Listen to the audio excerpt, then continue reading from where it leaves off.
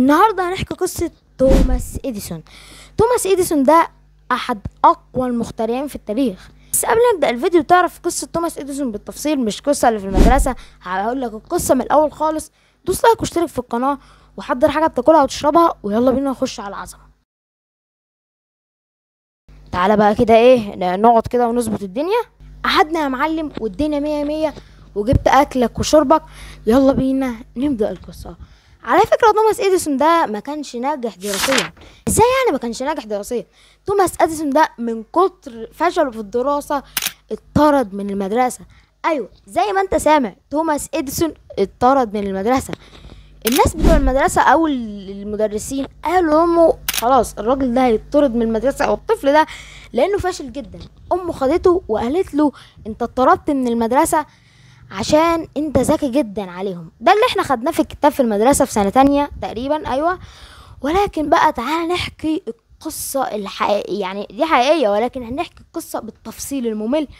ركز معايا لان القصة اسطورية حرفيا وهتتبسط منها. توماس إديسون اتولد عام 1847 11 فبراير في مدينة ميلان في ولاية اسمها اهايو في الولايات المتحدة. الطفل ده كان الطفل السابع في عيلة فقيرة. يعني تخيل توماس إديسون ليه ست اخوات، وهي هم كانوا في عيله فقيره يعني جدا تقريبا. توماس إديسون وهو صغير كان باين عليه الغرابه، انه مختلف وكان بيسال اسئله كتير. إديسون كان يعني مثلا لو لقى حاجه كان يقعد ياخدها يفككها، يسال اهله ايه دي اتعملت ازاي ومش عارف ايه، وكان بيسال اسئله يعني كتيره جدا وبان عليه الغرابه. وحتى اهله يعني كانوا بيستغربوا منه، كان غريب الصراحه. هو عنده 7 سنين المدرس طرده من المدرسة وقال لأمه ابنك بليد ما يصلحش للدراسة. ولكن أمه زي ما قلت لكم كانت مؤمنة إن هو مش غبي ولا فاشل، هو بس في حاجة غريبة فيه أو مش مستوعب أو مش عارف يعني يستوعب النظام الدراسي.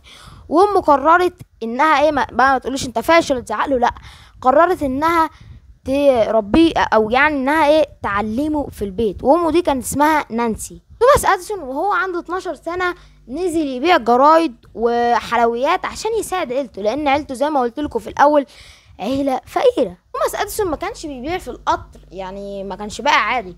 كان عنده في العربيه بتاعه القطر كان عنده مختبر صغير كان بيعمل عليه اختبارات كده في القطر وسط الرحلات، ومحدش كان يعرف اللي هو بيعمله. يعني تخيل يا صديقي كده القطر ماشي عادي وانت قاعد، وفي عالم صغير مخترع اسطوري قاعد جوه في القطر وقاعد انه يكتشف وقاعد يعمل تجارب. تخيل الموضوع اسطوري ازاي.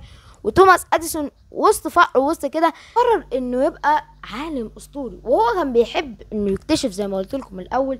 يعني كان مثلا تعالوا نشوف مثلا نفترض ان المناديل دي موجوده هنا.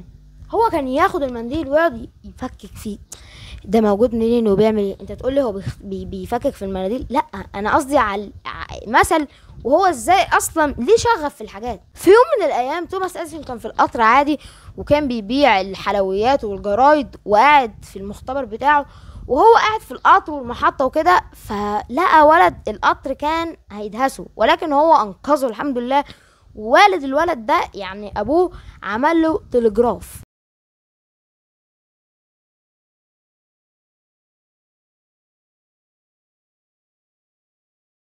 يعني عمل له تلجراف كده ان هو انقذ ابني وكده.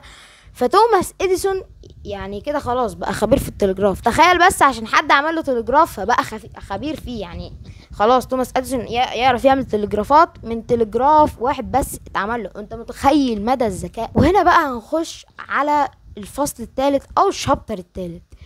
توماس إديسون بدأ الاختراعات من هنا.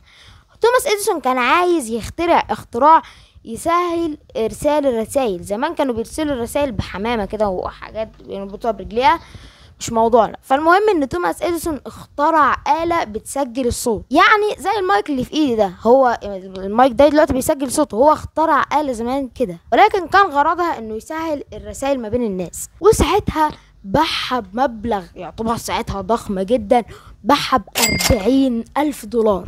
طبعا دلوقتي توماس إديسون مع 40,000 دولار فيعمل بيهم ايه؟ قرر انه يأسس مختبر. ده كان بالنسبة له حلم. 40,000 دولار كان مبلغ كبير قوي على عيلة فقيرة. ويا معلم بقى توماس إديسون اكيد مش عمل المختبر عشان يبقى شكل، قرر انه يخترع حاجة اسمها الفونوغراف. الاختراع ده يا جدعان ساعتها كان غير يعني كان ذهول بالنسبة لهم. الاختراع ده كان ايه؟ اسمه الفونوغراف، وكان بيسجل الصوت ويشغله. يعني مثلا انا ممكن اسجل فيديو دلوقتي واشغل صوته، ساعتها ما كانش فيه الكلام ده، ولكن هو اخترع الحاجة دي. ساعتها كان اول تسجيل صوت للبشر، ويعني انهم يسمعوه كده، يعني كانت حاجة اسطورية. ولو انت فاكر ان توماس اديسون اخترع المصباح الكهربائي بس، فاحنا لسه معانا اختراعات كتير. يعني دوس لايك واشتراك لو انت لسه ما دوستش، واكتب لنا تعليق حلو زيك، واكتب لنا دلوقتي انت منين. وهنا بقى احنا مش هنقول اللحظة دي واحنا قاعدين، احنا هنقول واحنا واقفين. المعلم توماس اديسون اخترع المصباح الكهربائي، ودي تكون اهم لحظة في تاريخ توماس اديسون، واخترع عام 1879. وانا مش عايزك تتصدم، ولكن قوة ايمان توماس اديسون بانه هينجح كانت مش طبيعية. احنا دلوقتي يا جدعان لو بنعمل حاجة مرتين تلاتة بنزهق. توماس اديسون فشل 10,000 مرة قبل ما ينجح. انت متخيل؟ انا مصدوم دلوقتي، هنكت والله. وتوماس اديسون قال انا مش فشلت، انا لقيت 10,000 طريقة لن تنجح. وده يعرفنا انك لو عملت حاجة غلط فانت اكتشفت حاجة. يعني انت مثلا دلوقتي شغلت التليفون بطريقة ما اشتغلت، انت كده اكتشفت طريقة مش غلط لتشغيل التليفون. هو كان يعني ماحي من دماغه حاجة اسمها الفشل. توماس اديسون يا جدعان شغل اول مصباح في الحياة. وانا عايزه اقول لك ان ده ما كانش اول مصباح، ده كان بدايه عصر جديد للبشريه. واول ما فتح المصباح بس كده العصر بدأ. اخترع رسوم متحركه لآلات قديمه، واخترع كاميرات، واخترع مولدات كهرباء عشان المصباح بتاعه يشتغل طبعا. ولسه ما خلصناش اختراعات. توماس اديسون اخترع محطات توليد كهرباء، واول شبكه كهرباء في العالم هو اللي اخترعها.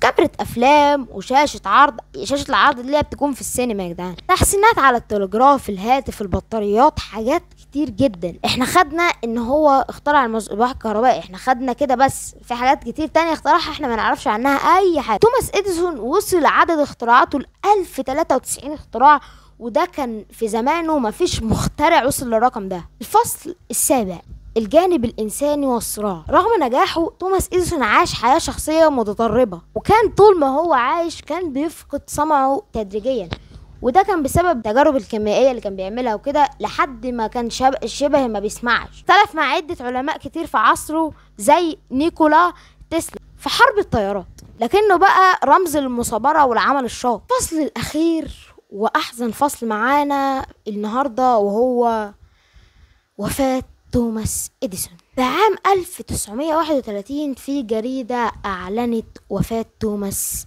إديسون ونهاية كل الحاجات اللي عملها دي، ولكن هم امتدوا للتاريخ، ولكن نهاية شغف ونهاية حاجات كتير، نهاية يعني حاجات أسطورية جدا عملها. توماس إديسون اتوفى وهو عنده 84 عام، ولكن في حاجة عملوها أسطورية جدا، هم طفوا الإضاءة لمدة دقيقة كاملة احتراما للأسطورة توماس إديسون. ما كانش توماس إديسون مجرد مخترع، بل كان أثبت إن الفشل طريق النجاح. توماس إديسون على فكرة ما كانش غني، يعني ده اللي مكتوب في قصته، ولكنه كان معاه علم أسطوري، وكان معاه صبر وحاجات أهم من الفلوس. لا عجبتك القصة ما تنساناش باللايك، ومش عارف انت بخيل ليه، يعني دوس لايك يا عم. بس كده، سلام.